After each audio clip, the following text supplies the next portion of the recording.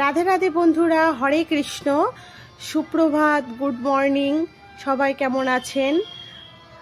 আজকে আপনাদের সাথে নিয়ে আজকে ভিডিওটা স্টার্ট করছি। আজকে একটা বিশেষ দিন আমাদের কাছে, ভীষণ একটা আনন্দের দিন। তো চলুন, কিসের দিন, কি দিন, সেটাই আপনাদের সাথে শেয়ার করব। আর আজকে আপনাদেরকে একটা অপূর্ব জিনিস দর্শন করাবো, যেটা আপনাদেরও ভালো লাগবে। তো চলুন পুরো ভিডিওটা দেখুন। আর কালকে তো আমাদের একাদশী ছিল, আজকে দ্বাদশী, তাই সকালে স্নান সেরে মহাপ্রসাদ মুখে দিয়ে তারপরে আমরা একটু সকাল সকাল ভাত, ডাল আর আলু পোস্ত হয়েছিল, ঝিঙে পোস্ত, সেটাই আমরা খেয়ে নিলাম। আর আমরা রেডি হয়ে গেছি। আমরা যে বিশেষ দিনের জন্য যে বলেছি, বিশেষ দিন আজকে আমাদের একটা খুব ভালো দিন, তো সবাই রেডি হয়ে গেছি। আমরা এবার বেরোবো। ভাই, মা আর হাজব্যান্ড বেরিয়ে গেছে। আর এখানে বাপি, স্নেহা মানে ভাইয়ের বউ, আমি আর মেয়ে রেডি হয়েছি। আর মেয়ে এখানে ফ্রিজ থেকে বের করছে আইসক্রিম খাবে। তা আমি বললাম যে আজকে ভালো গরম আছে, বাইরে বের করে রেখো না, গলে যেতে পারে। আর আমাদের একটু দেরি হয়ে গেছে বেরোতে। তো চলুন আমাদের এই বিশেষ দিনটা আপনাদের সাথে একটু শেয়ার করব।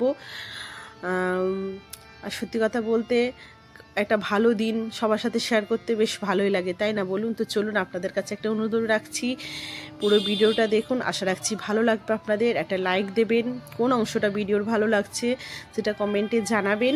আর যদি না সাবস্ক্রাইব করা থাকে, সাবস্ক্রাইব করে অবশ্যই পাশে থাকবেন, এটুকু অনুরোধ আপনাদের কাছে, ভালোবেসে পাশে থাকবেন। তো চলুন, আমরা মোটামুটি পৌঁছে গেছি। ওরা সব গাড়ি করে গেছে, আমরা ভাবলাম একটু ঘুরে ঘুরে যাব, তাই টোটোয় করে আমরা এসেছি। আর এই যে দেখুন, অনেকগুলো মাজা নিয়েছি, কেক নিয়েছি, সবাই আছে তো তো জল নিয়েছি, ঠান্ডা জল। এখানে তেমন কিছু পাওয়া যায় না, যতটুকুটা পাওয়া গেছে সেগুলোই আমরা একটু নিয়ে নিলাম সবার জন্য। আমরা এসেছি আজকে হাওড়া কোর্টে রেজিস্ট্রি অফিসে। তো চলুন, কি হচ্ছে রেজিস্ট্রি অফিসে, কি কারণে এসেছি সেটাই আপনাদেরকে বলবো। আর সবার জন্য একটু ডাব নিয়ে গেলাম, আর নিজেরাও একটু ডাব খাচ্ছি। ডাবের জলটা এত মিষ্টি ছিল না, কি বলবো আপনাদের।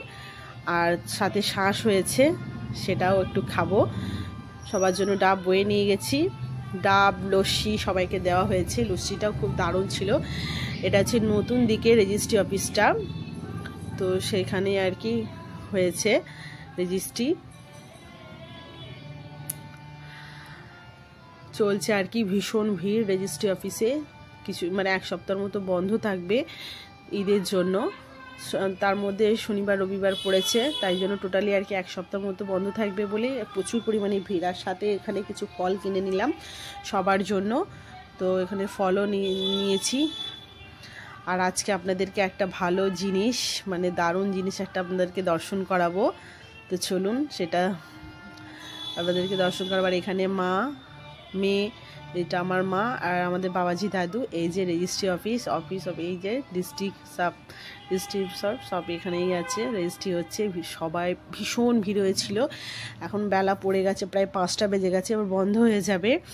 আর এখানে কাজ হয়ে গেছে, ওনাদেরকে এখন চেক সাবমিট করা হচ্ছে।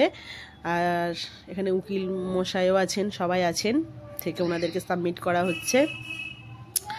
হ্যাঁ, ভাই একটা জায়গা কিনেছে, সেটাই বাপি মায়ের নামে করলো আর কি। আর সেটাই আর কি, একটা আমরা যদি কোনো কিছু অ্যাচিভ করি বা কিনে নিজের নামে করতে পারি, এর থেকে ভালো জিনিস আর কি হতে পারে বলুন? তো সেটাই আর কি, ভাই এটা করলো আর কি। ও নিজেই সবটা অ্যারেঞ্জ করেছে, খরচা যা লেগেছে সব ও নিজেই দিয়েছে, সবটা আর কি ও নিজে করেছে। আর এখানে এখন আমরা আছি ময়দানে, হাওড়া ময়দান, যেখানে মেয়ামাটির নিচ থেকে যে মেট্রোটা স্টার্ট হয়েছে সেইখানে।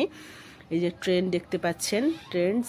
আর এখানে ময়দানে প্রচুর পরিমাণে ভিড়, প্রচুর দোকান দিয়েছে, কারণ একই তো এখানে যেহেতু ঈদ, সেই কারণেই আর কি প্রচুর পরিমাণে সব মার্কেটিং করছে। আমরা টুকটাক কিছু করলাম। এই যে মল্লিক ফটক যেটাকে বলে ময়দান, হাওড়া ময়দান, সেটাই প্রচুর দোকান দিয়েছে। আর সারাদিন গরমে, ভীষণ গরম ছিল, আমরা ভীষণভাবে ক্লান্ত হয়ে গেছি, তবুও কিছু কেনাকাটা করলাম। ওরা সব গাড়ি করে চলে গেছে, আমরা বললাম যে আমরা টোটোয় করে ফিরবো। তো তাই জন্য এই যে দেখুন কত দোকান। এটা আমরা এখন আছি রামরাজাতলা মার্কেটে।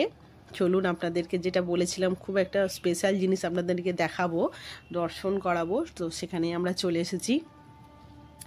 দেখুন কত দোকান। এখান থেকেও কিছু মেয়ের জন্য নিলাম, নিজের জন্যও নিলাম।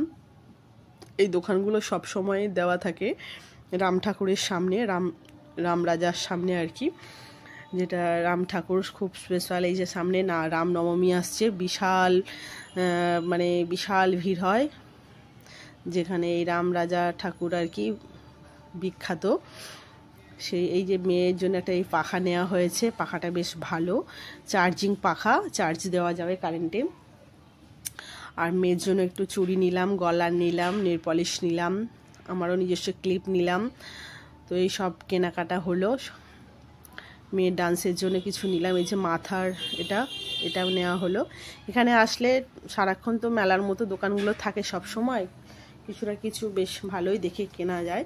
তো তাই জন্য আসি কিছু নিয়ে। আর এখান থেকে একটা হার নিলাম, গলার আর কি, গলার নিলাম। আর এই যে দেখুন এখানে ঠাকুর তৈরি হচ্ছে, বিভিন্ন রকমের সব রকমের ঠাকুর তৈরি হচ্ছে। সামনেই তো রামনবমী এসে গেছে, ওই দিকে রাম ঠাকুরও তৈরি হচ্ছে, সাথে হচ্ছে এখানে বজরংবলী, সমস্ত রকমের ঠাকুর তৈরি হচ্ছে। কেন রামনবমীতে এখানে বিশাল ব্যাপার হয় আর কি, প্রচণ্ড ভিড় হয় আর ফেমাস। এই যে দেখুন, আপনাদের জন্য যেটা বলেছিলাম আপনাদেরকে দর্শন করাবো, আমি নিজেও দর্শন করেছি, আপনাদেরকেও দর্শন করাচ্ছি। রাম ঠাকুর আর সীতা মা, যে রাম সীতা দর্শন করুন, সকলকে ভালো রাখুক রাম সীতা।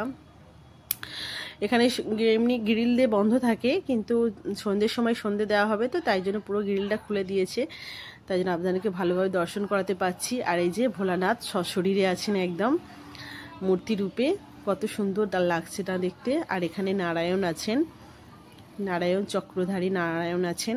চলুন সবাই দর্শন করুন। প্রথম তো ভেবেছিলাম গ্রিল দিয়ে এমনি করে, যেটা লক করা থাকে এমনি করে বাইরে থেকে দেখা যাবে, কিন্তু এই যে ওপেন অবস্থায় একটা আপনাদেরকে দর্শন করালাম, ভীষণ ভালো লাগলো।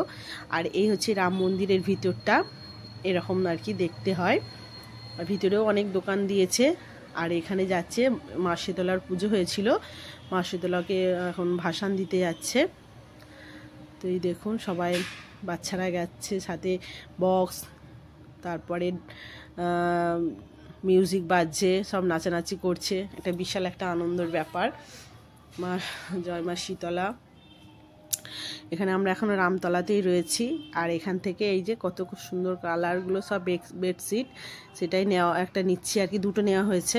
এই যে এই বেডশিটটা নেওয়া হয়েছে, আর একটা নেওয়া হয়েছে, ডাবল বেডে নেওয়া হয়েছে, একটা সিঙ্গেল বেডের। এই যে রাম রাজাতলায় যে দেখুন ট্রেন পার হচ্ছে, আপনারা যারা জানেন তারা অবশ্যই এই জায়গাটা চিনতে পারবেন। এই দেখুন রাম রাজাতলা লেখা রয়েছে। আর এখানে প্রতিনিয়ত এই যে গেট পড়েই থাকে, কিন্তু তার মধ্যে দিয়ে লোক চলাচল করে। কি করবে, এত মানে ওভারব্রিজ নেই, আর এত